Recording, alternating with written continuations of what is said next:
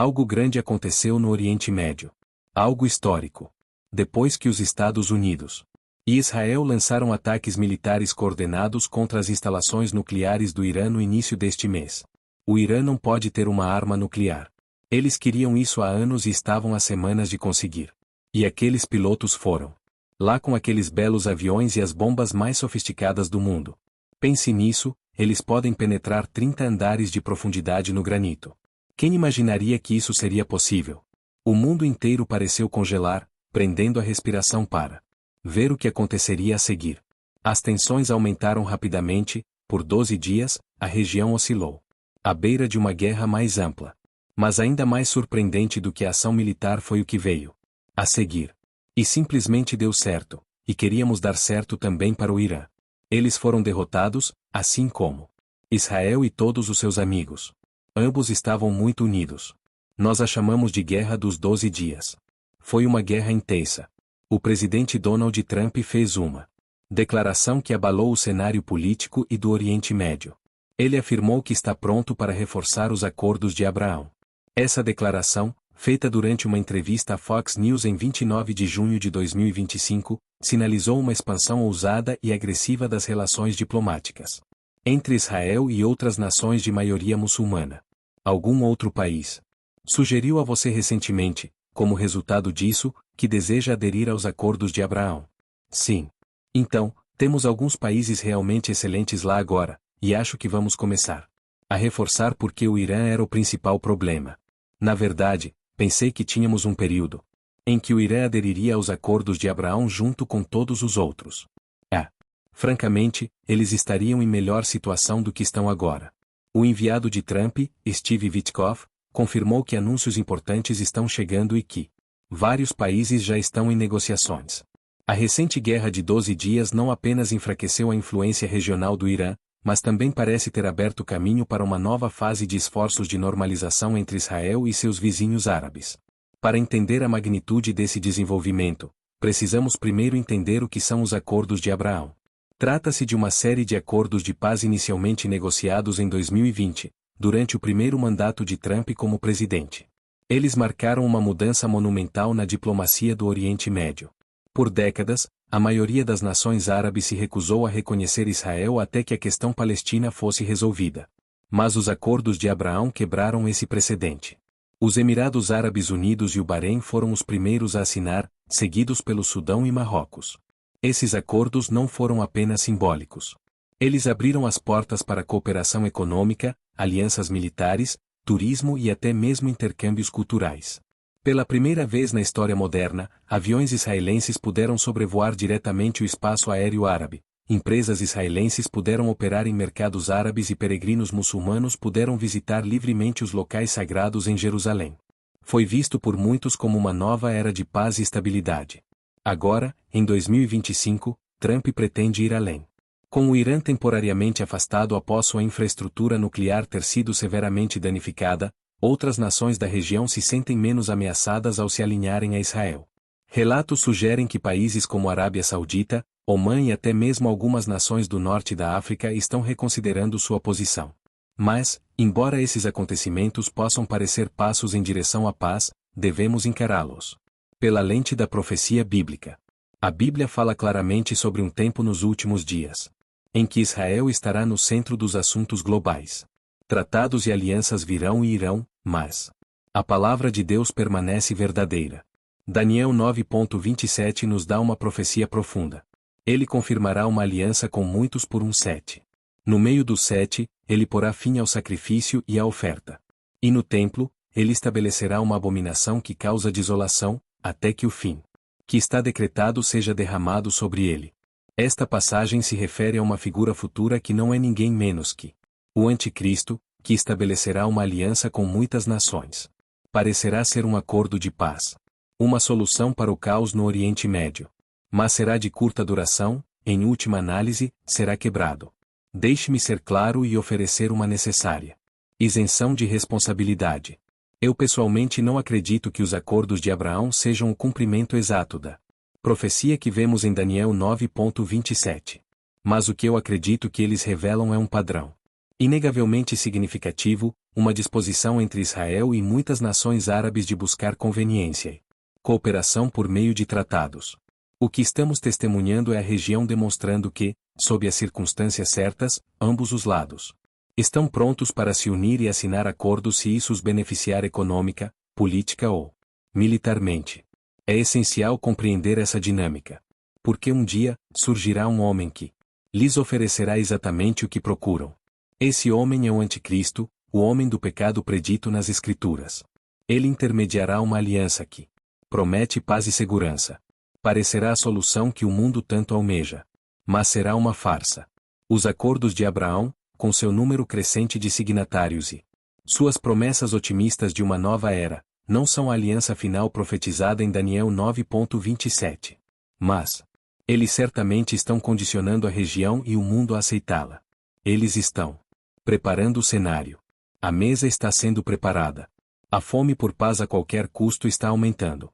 E em breve, o Anticristo intervirá para dar a eles exatamente o que querem, antes de revelar sua verdadeira agenda. E a Bíblia nos alerta sobre a falsa paz. Em 1 Tessalonicenses 5:3, diz, enquanto as pessoas dizem, paz e segurança, a destruição virá sobre elas repentinamente, como as dores de parto sobre uma mulher grávida. E elas não escaparão. A linguagem usada nos acordos de Abraão é notavelmente semelhante. Líderes falam de paz e segurança, de um novo Oriente Médio e de parcerias históricas. Mas as Escrituras nos alertam para não sermos enganados. Estes são sinais dos tempos. Zacarias 12:3 oferece uma das mais claras percepções proféticas sobre o fim dos tempos. Diz: naquele dia, quando todas as nações da terra estiverem reunidas contra ela, farei de Jerusalém uma rocha inabalável para todas as nações. Todos os que tentarem movê-la se machucarão. Esta profecia é ao mesmo tempo séria e específica. Não diz algumas nações. Diz todas as nações. Todas as nações da terra, incluindo aquelas que agora estão com Israel, eventualmente se voltarão contra ela. Hoje, vemos nações aderindo a acordos de paz e celebrando vitórias diplomáticas, mas a Bíblia nos diz que esse apoio é temporário. Chegará o dia em que Israel permanecerá sozinho. Essa verdade nos força a confrontar uma realidade difícil. A paz humana é frágil. Ela pode ser assinada em salas de reuniões, mas pode ser desfeita em campos de batalha. Líderes podem sorrir para as câmeras enquanto se preparam secretamente para a guerra. E a história nos mostrou, repetidas vezes, que alianças políticas são passageiras. Este é um fato histórico. No entanto, em meio a essa incerteza, a palavra de Deus fornece clareza. Ela revela a trajetória dos eventos mundiais. Ela expõe o engano da paz temporária e nos aponta para o retorno do verdadeiro príncipe da paz, Jesus Cristo. Desde o início dos tempos, a humanidade tem sido atormentada por uma realidade recorrente, a guerra.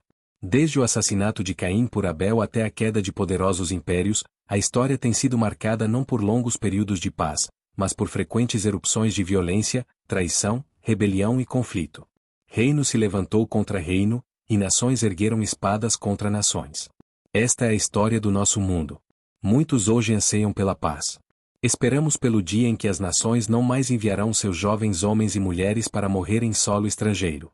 Oramos pelo fim do derramamento de sangue, do terrorismo e das ameaças nucleares. Mas precisamos encarar uma dura verdade. A guerra não vai acabar.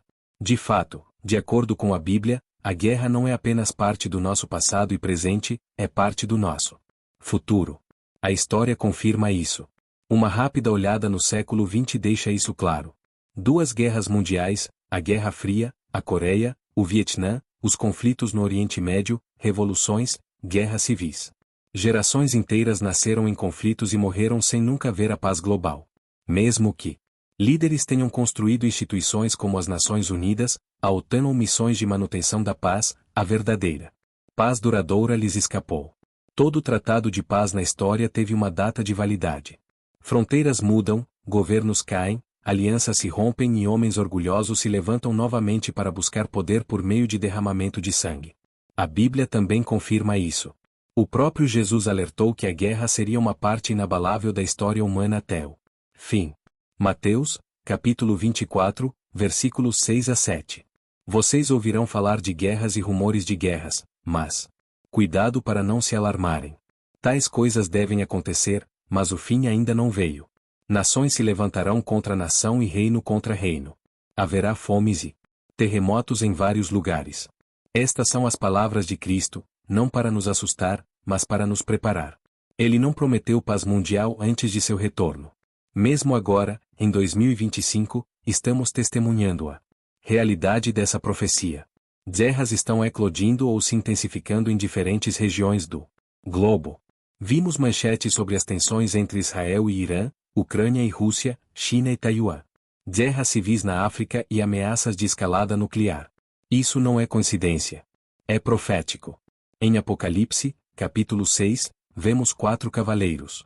Eles não são chamados de 4 cavaleiros da paz. Eles são chamados de 4 cavaleiros do Apocalipse por um motivo. O mundo está gemendo. E está piorando. Se nos voltarmos para o livro do Apocalipse, não vemos um futuro repleto de conferências de paz, cessar-fogo e tratados de desarmamento. Em Apocalipse, capítulo 6, o segundo cavaleiro do Apocalipse é libertado. Um cavaleiro em um cavalo vermelho. Apocalipse, capítulo 6, versículo 4. Então, outro cavalo saiu, um vermelho flamejante. Seu cavaleiro recebeu poder para tirar a paz e fazer as pessoas se matarem. A ele foi dada uma grande espada. A ilusão de paz pode ser mais perigosa do que a própria guerra. Por quê? Porque ela embala as pessoas em um sono espiritual, fazendo-as acreditar que o mundo está melhorando. Que a humanidade pode se consertar sem Jesus Cristo. A única coisa que consertará este mundo é Jesus. Mas a verdade é que nenhum tratado pode curar um coração pecaminoso. A Bíblia não promete paz por meio da política. Ela promete paz por meio de uma pessoa, Jesus Cristo. A paz só virá quando Cristo retornar. Que isso fique claro. Não haverá paz duradoura na terra até que o príncipe da paz retorne. Isaías, capítulo 9, versículo 6. Porque um menino nos nasceu, um filho se nos deu, e o governo está sobre os seus ombros, e o seu nome será Maravilhoso Conselheiro, Deus Forte, Pai da Eternidade, Príncipe da Paz. Jesus trará a paz que nenhum líder humano pode proporcionar. Quando ele retornar, destruirá o anticristo, julgará as nações e estabelecerá seu reino, um reinado de 1000 anos de justiça e paz. Somente então as espadas serão transformadas em arados. Só então as nações deixarão de se preparar para a guerra. Até lá, todo acordo de paz será temporário. Todo cessar-fogo frágil e toda aliança em risco de colapso. As guerras de 2025 não são anomalias. São avisos. Fazem parte de um padrão profético que aponta para o que a Bíblia já nos disse. Mais guerras estão por vir. Mas, para o crente, essa verdade não deve trazer medo. Deve trazer clareza e urgência. A paz no mundo pode ser ilusória, mas a paz em sua própria vida é possível. E não vem da política, do dinheiro, dos relacionamentos ou das conquistas. Vem de uma pessoa, Jesus Cristo. O mundo está tremendo. As manchetes são aterrorizantes. O futuro é incerto. Mas você não precisa viver com medo. Você não precisa viver com ansiedade. Você não precisa acordar se perguntando qual crise surgirá em seguida. Porque quando você pertence a Jesus, sua paz não está vinculada a este mundo. Ela está ancorada na eternidade. A paz em seu coração começa com a paz com Deus.